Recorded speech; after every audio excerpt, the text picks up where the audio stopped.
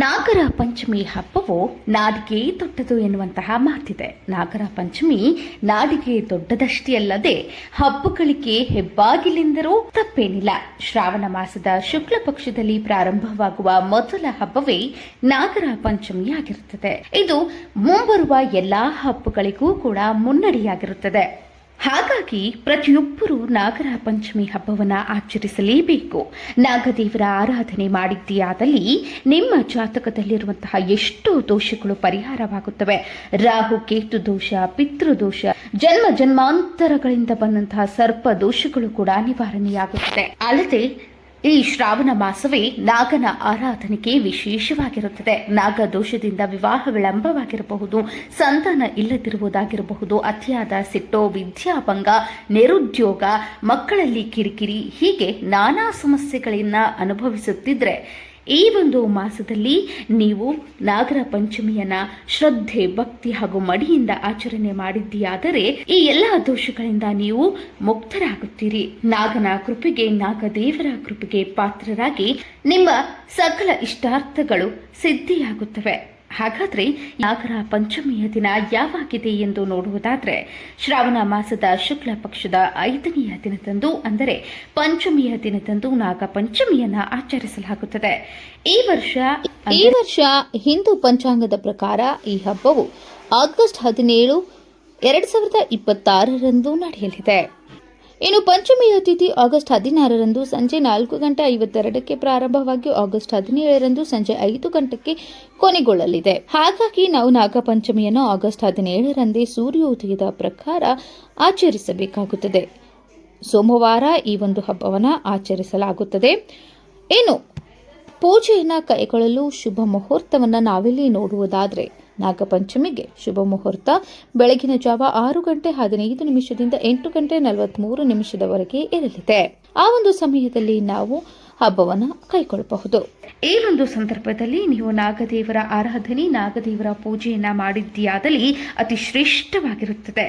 ಅದರ ಜೊತೆಗೆ ಶಿವಯೋಗ ಹಾಗೂ ಸಿದ್ಧಿಯೋಗವೂ ಕೂಡಿರುವುದರಿಂದ ಈ 2 ಮಹತ್ವ ಯೋಗಗಳು ಸಿದ್ಧಿಯಾಗುವುದರಿಂದ ನಾಗದೇವರ ಆರಾಧನೆಗೆ ಇದು ಅತ್ಯಂತ ಶ್ರೇಷ್ಠ ಸಮಯವೆಂದು ಪರಿಗಣಿಸಲಾಗುತ್ತದೆ.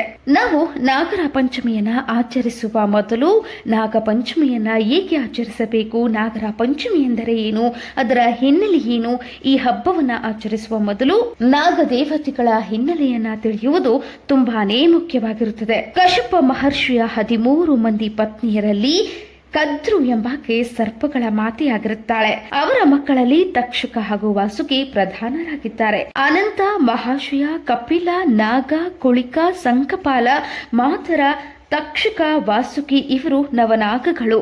ಈ ನವನಾಗ ದೇವರನ್ನ ನೀವು ನಾಗರ ಪಂಚಮಿಯ ದಿನ ಪೂಜೆ ಮಾಡಿದ್ದೀಯಾದಲ್ಲಿ ನಿಮಗೆ ಸಕಲ ಸರ್ಪ ದೋಷಗಳು ಕೂಡ ನಿವಾರಣೆಯಾಗುತ್ತವೆ.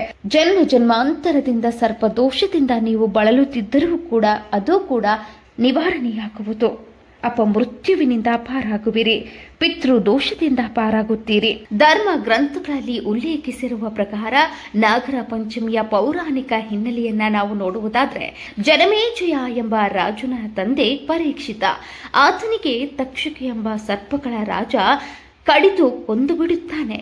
ತನ್ನ ತಂದೆಯನ್ನ ಕೊಂದಂತಹ ಆ ಒಂದು ಸರ್ಪದ ಮೇಲಿನ ಸಿಟ್ಟಿನಿಂದಾಗಿ ಜನಮೇಜಯನು ಇಡೀ ಸರ್ಪಕುಲವನ್ನೇ ನಾಶ ಮಾಡಲು ಮುಂದಾಗುತ್ತಾನೆ. ಆಗ ಜನಮೇಜಯ ರಾಜನು ಯಾಗವೊಂದನ್ನು ಸಿದ್ಧಪಡಿಸಿಕೊಳ್ತಾನೆ. ಆ ಯಾಗದ ಅಗ್ನಿಯೊಳಗೆ ಸರ್ಪಗಳು ಬೀಳಲು ಪ್ರಾರಂಭಗೊಳ್ಳುತ್ತವೆ. ಆದರೆ ತಕ್ಷಕ ಮಾತ್ರ ಬಂದು ಬೀಳುವುದಿಲ್ಲ.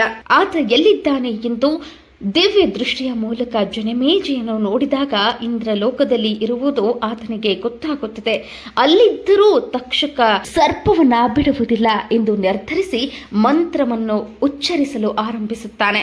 ಮಂತ್ರವನ್ನ ಪಠಿಸುತ್ತಿದ್ದಂತೆಯೇ ತಕ್ಷಕ ಹೋಗಿ ಇಂದ್ರನ ಸಿಂಹಾಸನಕ್ಕೆ ಸುತ್ತಿ ಹಾಕಿಕೊಂಡು ಬಿಡುತ್ತಾನೆ. ಇತ್ತ ಜನಮೇಜಯ ಕೈಗೊಂಡಿರುವ ಯಾಗದಲ್ಲಿ ಇಂದ್ರನ ಸಹಿತವಾಗಿ ಯಾಗ ಅಗ್ನಿಗೆ ಬಂದು ಬೀಳುವಂತೆ ಮಂತ್ರ ಆರಂಭಿಸಲಾಗುತ್ತದೆ. ಆಗ ಹೆದರಿದ ಇಂದ್ರನು ಮಾನಸ ದೇವಿಯ ಬಳಿ ಹೋಗುತ್ತಾನೆ.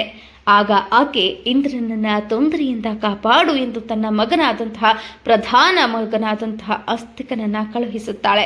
ಆಸ್ತಿಕನು ಜನಮೇಜಯನ ಯಾಗಸ್ಥಳಕ್ಕೆ ಬರುತ್ತಾನೆ. ಆ ಸಂದರ್ಭದಲ್ಲಿ ಏನು ಕೋರಿದರೂ ನೀಡುವುದಾಗಿ ಜನಮೇಜಯ ಮಾತು ಕೊಡುತ್ತಾನೆ. ಆಗ ಆಸ್ತಿಕನು ಯಾಗವನ್ನ ನಿಲ್ಲಿಸು ಎಂದು ಕೇಳುತ್ತಾನೆ. ಅವನ ಮಾತಿನಂತೆ ಜನಮೇಜಯ ಅಲ್ಲಿಗೆ ಯಾಗವನ್ನ ನಿಲ್ಲಿಸುತ್ತಾನೆ. ನಾಗ ಸಂಕುಲ ಉಳಿಯುತ್ತದೆ. ಆ ದಿನದ ಸ್ಮರಣೆಗಾಗಿಯೇ ನಾಗರ ಪಂಚಮಿಯನ್ನ ಆಚರಿಸಲಾಗುತ್ತದೆ. ಆದ್ದರಿಂದ ಅಲ್ಲಿಂದ ಈಚೆಗೆ ಉಳಿದಂತಹ ಸರ್ಪಗಳ ತಕ್ಷಕ ಹಾಗೂ ಆಸ್ತಿಕನ ಸಂಕುಲಕ್ಕೆ ಪೂಜೆಯನ್ನ ಮಾಡಿಕೊಂಡು ಬರಲಾಗುತ್ತಿದೆ.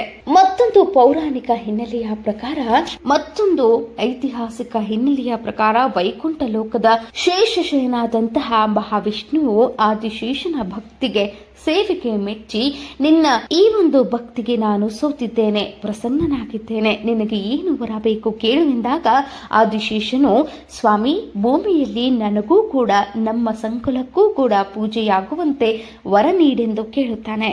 ಆಗ ಮಹಾವಿಷ್ಣುವು ಅವರ ಭಕ್ತಿಗೆ ಮೆಚ್ಚಿ ವರ ನೀಡುತ್ತಾನೆ. ಭೂಮಿಯಲ್ಲಿ ಪ್ರತಿ ಶ್ರಾವಣ ಮಾಸದ ಶುದ್ಧ ಪಂಚಮಿಯಂದು ಮಾನವ ಸಂಕುಲ ನಿನ್ನ ಪೂಜೆಯನ್ನ ಮಾಡುವುದು, ನಿನ್ನ ಆರಾಧನೆಯನ್ನ ಮಾಡುವುದು. ನಿನಗೆ ಮಾಡಿದ ಪೂಜೆಯಿಂದ ನಾನು ಕೂಡ ಪ್ರಸನ್ನನಾಗುವೆ ಎಂದು ವರ ನೀಡುತ್ತಾನೆ. ಹಾಗಾಗಿ ಶುದ್ಧ ಪಂಚಮಿಯ ದಿನದಂದು, ಶ್ರಾವಣ ಮಾಸದ ಪಂಚಮಿಯ ದಿನದಂದು ನಾವು ನಾಗರ ಪಂಚಮಿಯನ್ನ ಆಚರಿಸುತ್ತೇವೆ. ಅಲ್ಲದೆ ನಾಗರ ಪಂಚಮಿಯಂದು ಯಾರು ಬ್ರಹ್ಮಚಾರಿ ಭೋಜನವನ್ನು ಮಾಡಿ ವಸ್ತ್ರ ದಾನವನ್ನು ಮಾಡುತ್ತಾರೋ ಅವರಿಗೆ ಸಾಕ್ಷಾತ್ ಸರ್ಪ ದೇವರ ಆಶೀರ್ವಾದವಾಗುವುದು. ಹೌದು, ನಾಗರ ಪಂಚಮಿಯಂದು ಬ್ರಹ್ಮಚಾರಿ ಭೋಜನಕ್ಕೆ ವಿಶೇಷ ಪ್ರಾಮುಖ್ಯತೆ ಇದೆ. ಆ ದಿನದಂದು ಬ್ರಹ್ಮಚಾರಿಗಳಿಗೆ, ಅಂದರೆ ಸಣ್ಣ ವಯಸ್ಸಿನ ಅವಿವಾಹಿತ ಬ್ರಾಹ್ಮಣ ಬಾಲಕರಿಗೆ, ಮಕ್ಕಳಿಗೆ ಭೋಜನ ಉಣಬಡಿಸಬೇಕು, ಊಟವನ್ನ ಹಾಕಬೇಕು. ಆನಂತರ ಜನಿವಾರ, ಗೋಪಿಚಂದನ, ವಸ್ತ್ರ, ದಕ್ಷಿಣೆಗಳನ್ನ ದಾನ ನೀಡಬೇಕು. ಹೀಗೆ ಮಾಡಿದ್ದೀಯಾದಲ್ಲಿ ಜಾತಕದಲ್ಲಿ ಕಾಳಸರ್ಪದೋಷ, ಘಟಕಾಳ ಸರ್ಪದೋಷ ಇರುವಂತಹವರು, ಈ ಹಿಂದೆ ಹಾವನ್ನು ಹೊಡೆದಿದ್ದರೂ ಕೂಡ ಅಂತಹವರು ಕೂಡ ನಾಗನ ಆರಾಧನೆ ಮಾಡಬೇಕು. ಸರ್ಪ ಶಾಪಾತ್ ಕುಲಕ್ಷಯಂ ಎಂಬ ಮಾತಿದೆ. ನಾಗನ ಶಾಪವಿದ್ದರೆ ಮಕ್ಕಳು ಕೂಡ ಆಗುವುದಿಲ್ಲವಂತೆ, ಅಥವಾ ವಂಶದ ಅಭಿವೃದ್ಧಿಗೆ ಗಂಡು ಸಂತಾನವೂ ಕೂಡ ಆಗುವುದಿಲ್ಲ ಎಂಬ ಪ್ರತೀತಿ ಇದೆ. ಹಾಗಾಗಿ ನಾಗದೋಷ ನಿವಾರಣೆಗೆ, ಸಂತಾನ ಪ್ರಾಪ್ತಿಗಾಗಿ ಬೆಳಿಗ್ಗೆಯಿಂದಲೇ ಉಪವಾಸವಿದ್ದು ಸಾಯಂಕಾಲದ ಹೊತ್ತಿಗೆ ಉಪ್ಪಿಲ್ಲದ ಊಟವನ್ನ ಮಾಡಬೇಕು. ನಾಗರ ಕಲ್ಲಿಗೆ ಪ್ರದಕ್ಷಿಣೆ ಹಾಕಿ ನಾಗದೇವರನ್ನ ಆರಾಧಿಸಿದ್ದೇ ಆದಲ್ಲಿ ಅವರಿಗೆ ಗಂಡು ಸಂತಾನವಾಗುವುದು. ಇನ್ನು ನಾಗ ಚೌತಿಯ ದಿನದಂದು ಮಹಿಳೆಯರು ನಾಗದೇವರ ಆರಾಧನೆಯನ್ನ ಯಾವ ರೀತಿ ಮಾಡಬೇಕು, ನಾಗರ ಕಲ್ಲಿಗೆ ಪೂಜೆಯನ್ನ ಯಾವ ರೀತಿ ಮಾಡಬೇಕು, ತೆನೆಯನ್ನ ಯಾವ ರೀತಿ ಎರೆಯಬೇಕು, ಯಾವ ಎಲ್ಲಾ ವಸ್ತುಗಳನ್ನ ನಾವು ನಾಗದೇವರಿಗೆ ಅರ್ಪಿಸಬೇಕು ಎನ್ನುವುದರ ಸಂಪೂರ್ಣ ಮಾಹಿತಿಯನ್ನು ಮುಂದಿನ ವಿಡಿಯೋದಲ್ಲಿ ನೀಡ್ತೀವಿ. ಅಲ್ಲಿಯವರೆಗೂ ನಮ್ಮ ಚಾನಲ್ ಅನ್ನ ನೋಡ್ತಾ ಇರಿ. ಅದೇ ರೀತಿ ಸಬ್ಸ್ಕ್ರೈಬ್ ಆಗಿಲ್ಲವೆಂದರೆ ನಮ್ಮ ಚಾನಲ್ ಅನ್ನ ಕೂಡಲೇ ಸಬ್ಸ್ಕ್ರೈಬ್ ಆಗಿ.